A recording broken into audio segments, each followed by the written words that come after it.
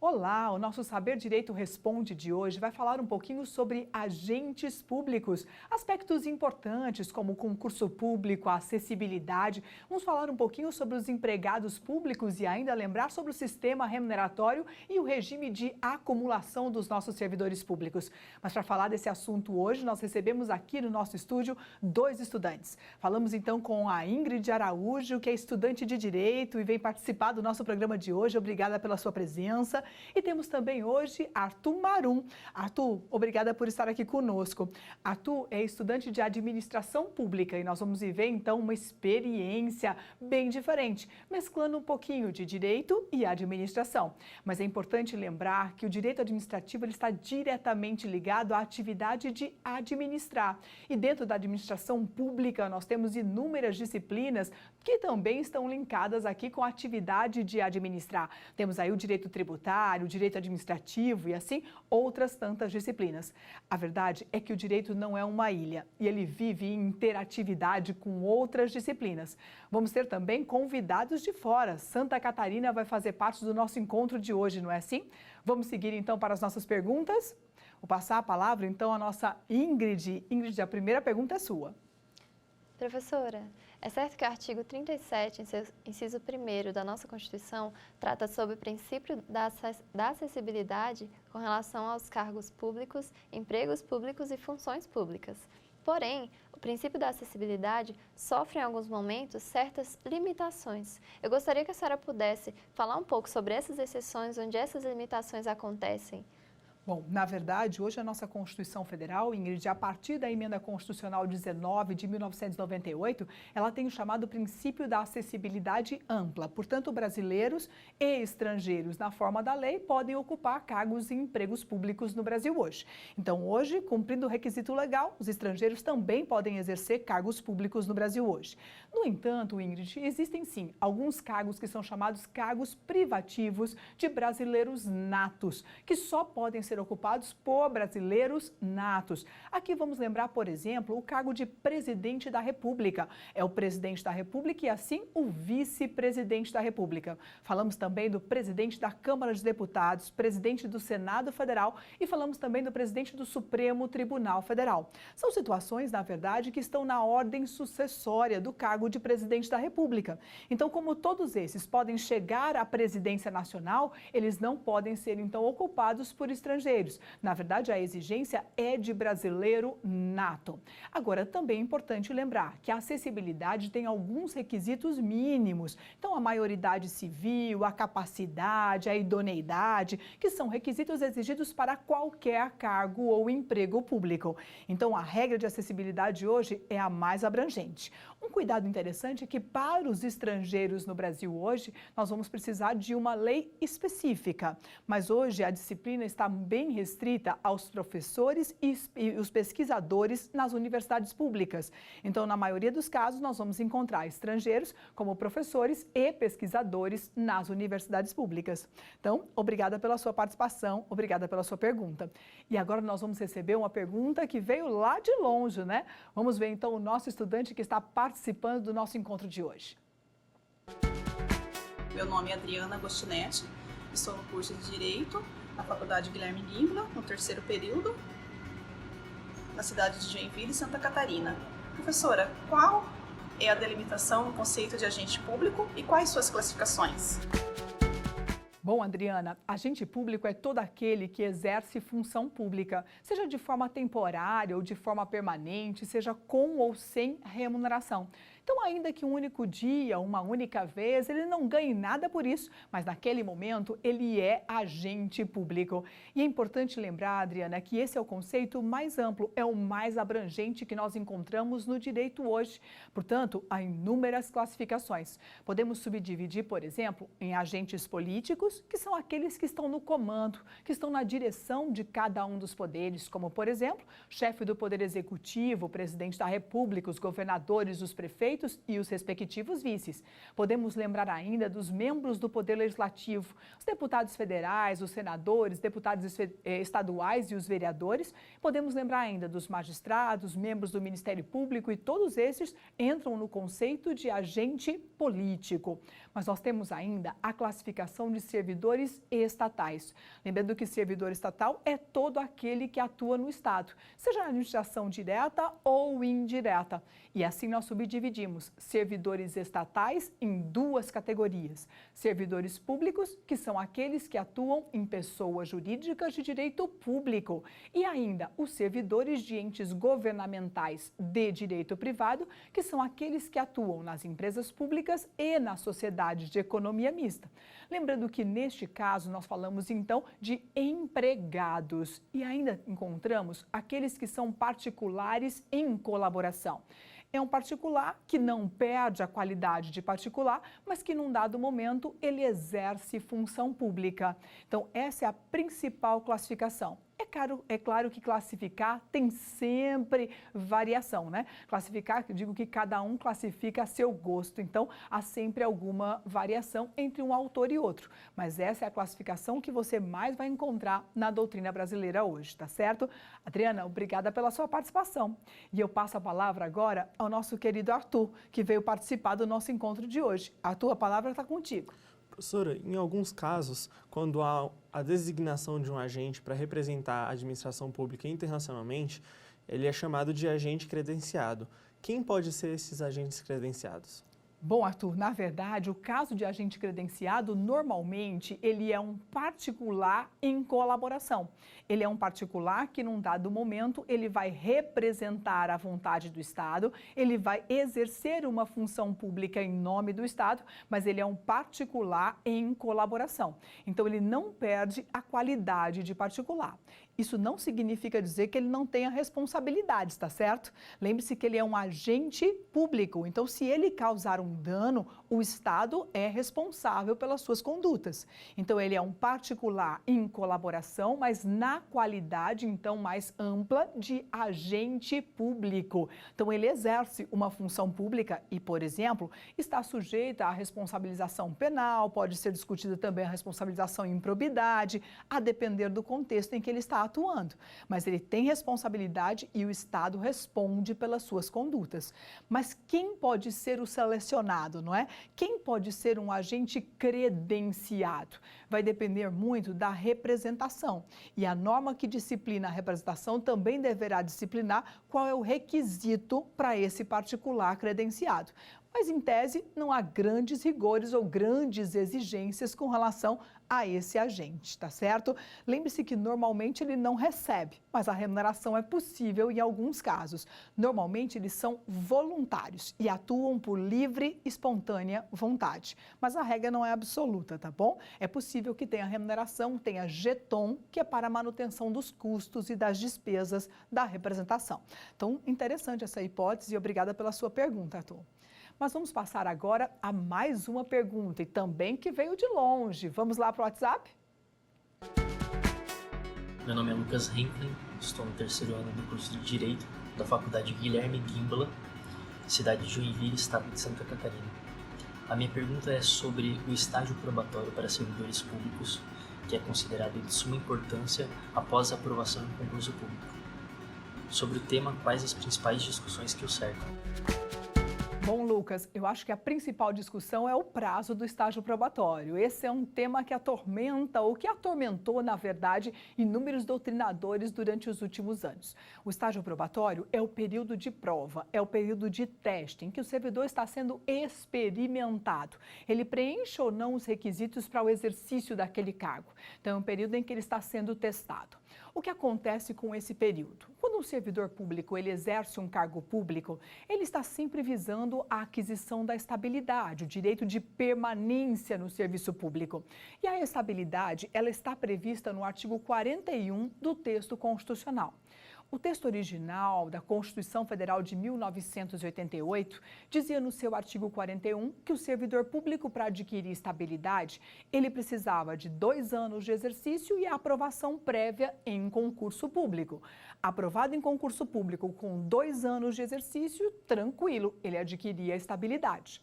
Nesse sentido, veio também a regulamentação do artigo 20 da Lei 8.112 de 90. O artigo 20, ele diz que o prazo do estágio probatório é de 24 meses. Observe que, nesse contexto, o servidor precisava de 2 anos para adquirir estabilidade e ele precisava de 24 meses para ser aprovado, então, no estágio probatório. O que significava que esses prazos, eles eram coincidentes e isso dava certa tranquilidade. Encerrado o estágio probatório, o servidor adquiria estabilidade. No entanto, a Emenda Constitucional 19 de 1998 modificou o artigo 41 e, portanto, modificou a regra da estabilidade no Brasil hoje. E traz, então, servidor público para adquirir estabilidade no Brasil hoje, ele precisa ser aprovado em concurso público, nomeado para cargo efetivo, ele tem que ter 3 anos de exercício e ele precisa ser aprovado numa avaliação chamada avaliação especial de desempenho. E daí veio o problema. Se o prazo para aquisição da estabilidade passa a ser de 3 anos de exercício, qual será o prazo do estágio probatório, então? E a grande pergunta é, será que o artigo 20 da Lei 8.112 de 90, que estabelecia, portanto, 24 meses, ele foi recepcionado pela nova regra constitucional? Se a nova regra traz 3 anos de exercício?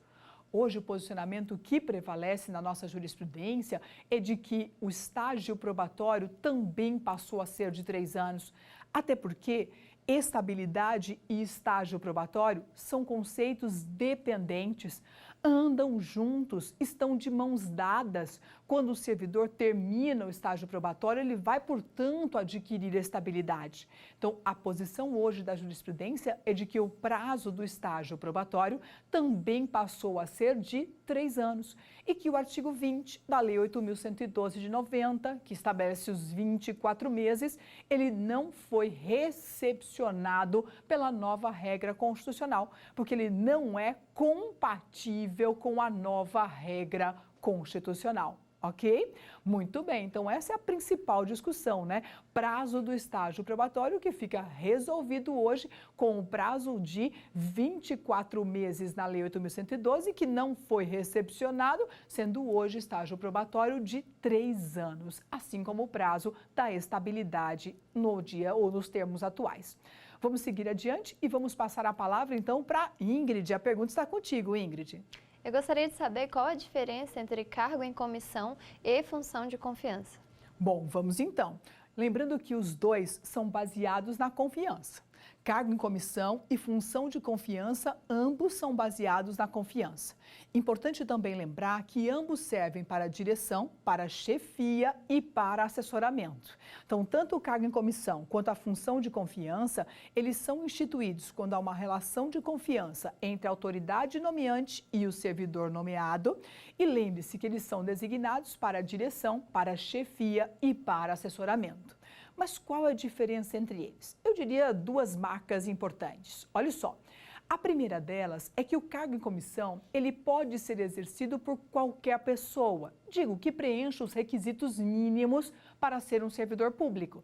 Na verdade, era antigamente chamado de cargo de confiança e passou a ser chamado cargo em comissão. Então, qualquer pessoa que tenha maioridade, que tenha capacidade civil, que preencha os requisitos mínimos, ele pode exercer, então, o cargo em comissão.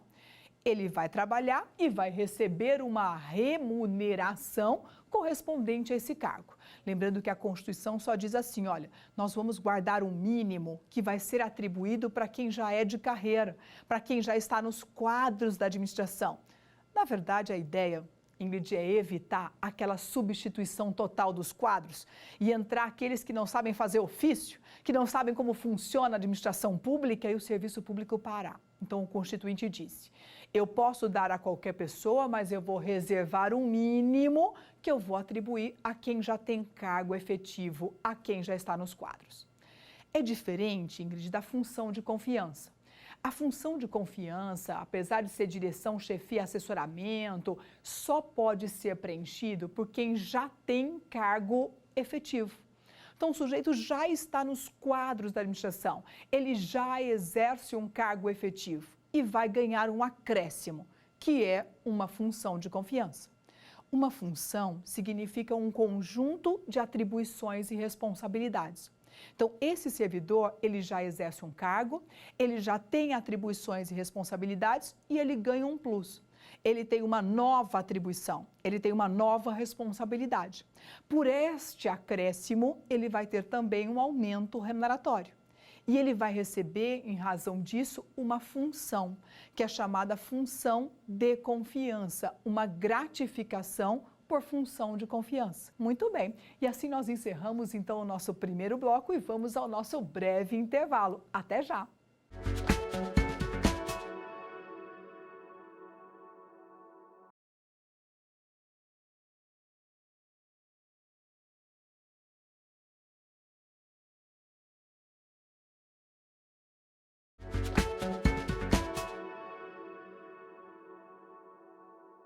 Retomamos então os nossos trabalhos, após um breve intervalo, vamos ao nosso Saber Direito Responde. E no nosso encontro de hoje nós estamos falando de agentes públicos e aspectos importantes entre os nossos agentes públicos, como o concurso público, a estabilidade, o estágio probatório, sistema remuneratório, a acumulação e outros tantos temas que preocupam os nossos servidores públicos. Mas vamos então a mais uma pergunta de hoje. No nosso cenário nós temos então a Ingrid Araújo e nós temos ainda o Arthur Marum. Sejam sempre bem-vindos. E a palavra está contigo, Arthur. A pergunta é sua. Professora, qual a diferença entre os agentes públicos e os agentes políticos?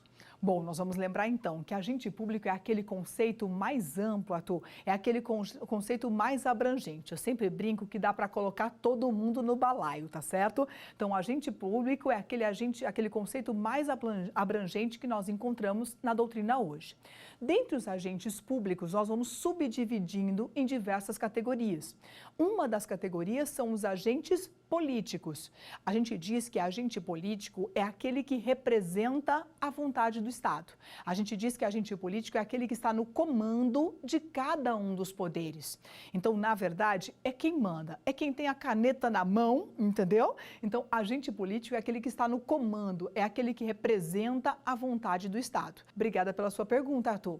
Nós vamos seguir agora com mais uma pergunta e mais um aluno que mandou de longe. Vamos lá? Professora, qual é o princípio constitucional de acessibilidade aos cargos públicos? Quais as hipóteses de admissão?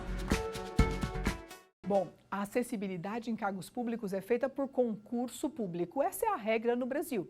Mas a acessibilidade ela é sempre ampla para brasileiros e para estrangeiros na forma da lei.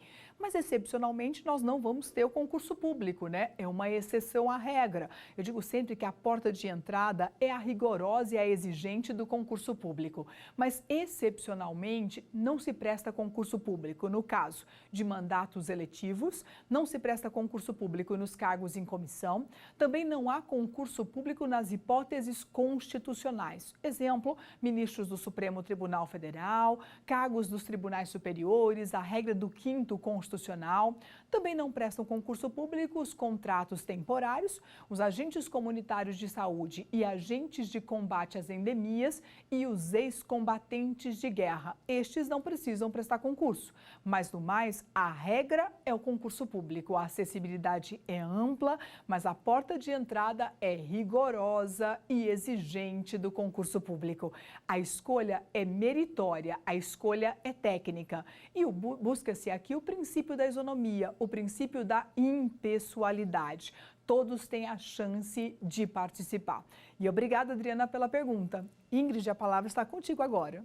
Professora, apesar de reconhecido o direito subjetivo à nomeação, eu gostaria de saber se esse direito é absoluto ou relativo. Bom, Eu sempre brinco, Ingrid, que o direito à nomeação é assim, ó, candidato, ele reza para passar no concurso. E depois que ele reza para passar e passa, agora ele reza para ser nomeado. Porque a regra geral é a mera expectativa de direito. Candidato aprovado no concurso, ele tem mera expectativa de direito à nomeação. Mas, excepcionalmente, esse direito à nomeação hoje é reconhecido como líquido e certo. Excepcionalmente, há direito subjetivo à nomeação. E quais são as hipóteses que nós reconhecemos hoje o direito subjetivo à nomeação? Primeira delas, súmula número 15 do Supremo Tribunal Federal. Candidato preterido à ordem de classificação. Eu nomeio o segundo colocado no lugar do primeiro, o primeiro ganha direito subjetivo à nomeação. Tá certo? Súmula número 15 do Supremo Tribunal Federal. Na sequência, nós temos ainda o caso de vínculos precários. Como isso funciona? A administração realiza um concurso público, tem candidatos aprovados na lista, mas em vez de nomear os aprovados, ela realiza vínculos precários. Exemplo, contratação temporária, designação ad hoc, desvio de função, são chamados vínculos precários. O coitado do candidato aprovado no concurso vai à administração e diz: administração me nomeie, por que você não nomeia? E a administração diz então: eu não nomeio porque eu não preciso de você. Eu não nomeio porque eu não tenho dinheiro para pagar, quando na verdade não é isso que acontece. Se ela está contratando temporariamente, é porque ela precisa da mão de obra. Se ela está contratando temporariamente, ela está pagando e, portanto, tem que nomear. Hoje a jurisprudência diz, não precisa nem comprovar. O reconhecimento do vínculo precário gera direito subjetivo à nomeação.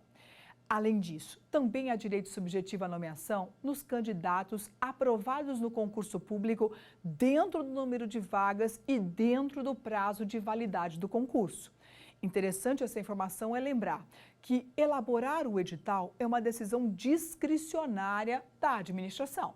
Se ela quer colocar 10 vagas, 12 vagas, a decisão é discricionária.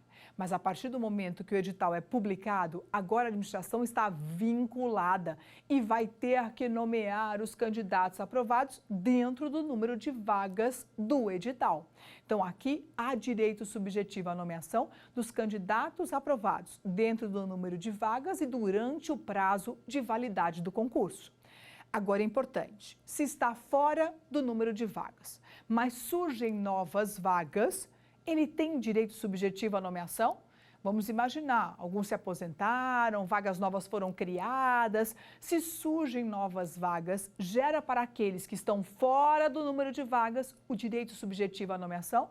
O Supremo já disse que não há direito subjetivo automático neste caso. No entanto, se o candidato conseguir comprovar de forma cabal conduta arbitrária da administração pública, ele vai ganhar, sim, direito subjetivo à nomeação. Então, o direito à nomeação não é realmente absoluto, tá certo? Mas há hipóteses em que ele já está reconhecido como direito líquido e certo. Obrigada, Ingrid. Vamos mais uma pergunta. Vamos aos nossos alunos de longe. Professora, a acumulação de cargos públicos é vedada para servidores públicos? Caso contrário, qual seria a excepcionalidade para que fosse permitido? Bom, Lucas, a acumulação de cargo público no Brasil está prevista no artigo 37, os incisos 16 e 17 da Constituição Federal. A regra é vedada a acumulação. Regra no Brasil, não pode acumular, mas excepcionalmente essa acumulação ela é permitida. Normalmente em 2 cargos, tá certo? Não mais do que 2, tá certo? 2 cargos, empregos ou função, não mais do que 2. E a regra geral é possível acumular, primeiro, quando o horário for compatível. Imagine que o sujeito trabalha 12 horas em cada um. Dá para acumular? Não dá. Então, o horário tem que ser compatível. A soma das 2 remunerações não pode ultrapassar o teto remuneratório. E tem que se tratar de uma das seguintes hipóteses: 2 cargos de professor, um de professor, outro técnico científico e 2 cargos na área da saúde. Observe que esses requisitos, eles são cumulativos. Eu tenho que ter horário compatível, não ultrapassar o teto e 2 de professor. Horário compatível não ultrapassar o teto, um de professor e outro técnico científico. Horário compatível não ultrapassar o teto e 2 na área da saúde com profissão regulamentada por lei. Lembre-se que estas hipóteses de acumulação, elas são permitidas para a atividade e também para a inatividade. Então, seja trabalhando ou aposentado, essas hipóteses são permitidas. Mas a regra do Brasil é o regime da não acumulação, que é aplicável tanto para a administração direta quanto para a administração indireta. Muito bem. Vamos passar a palavra, então, agora ao Arthur. A palavra é sua. Professora, a estabilidade de um servidor pode ser extinta? Olha, e essa era a grande fala, né, dos brasileiros em 1998, Arthur. Na verdade, existia uma lenda de que servidor público ele era ineficiente. Isso em razão da estabilidade, porque ele se acomodava e com isso, e passar do tempo, ele se tornava então ineficiente. E existia uma fala no consciente coletivo do Brasil de que tinha que acabar a estabilidade. Fim da estabilidade era a certeza da eficiência no serviço público. Mas é claro que isso não é possível. Nós estamos falando de uma garantia constitucional que é entendida pela grande maioria como uma cláusula pétrea. Então, eu não posso simplesmente abolir. Lembrando que quando nós falamos de um regime legal, quando nós falamos dos direitos previstos em uma lei ou na Constituição, as regras podem ser modificadas, porque não há direito adquirido em face do regime legal. No entanto, nós não podemos esquecer as limitações constitucionais. Previsão do artigo 60, parágrafo 4º da Constituição Federal. Cláusula pétrea não pode ser modificada. Então, eu fico com a posição de que a estabilidade não pode simplesmente ser abolida do ordenamento jurídico brasileiro. Bom, e aqui nós encerramos os nossos trabalhos. Queria agradecer os nossos estudantes que participaram do nosso encontro de hoje, agradecer a Ingrid, agradecer ao Arthur, agradecer também a Adriana e ao Lucas, obrigada pela participação dos senhores. Também queria agradecer a toda a equipe da TV Justiça, do Saber Direito, obrigada pela oportunidade de ter participado de uma semana de tantas discussões, né? Agente público é um tema muito importante para todo o ordenamento jurídico atual e com vários desdobramentos e muitos posicionamentos da nossa jurisprudência. A toda a nossa equipe técnica, obrigada pelo trabalho de cada um de vocês, obrigada pela oportunidade e até a próxima. Até mais! Quer dar uma sugestão de tema para os cursos do Saber Direito? Então mande um e-mail para a gente, saberdireito@stf.jus.br, ou entre em contato por WhatsApp. O número é esse que aparece na tela. Você também pode acompanhar as aulas pela internet. Acesse tvjustiça.jus.br ou nosso canal no YouTube, TV Justiça Oficial.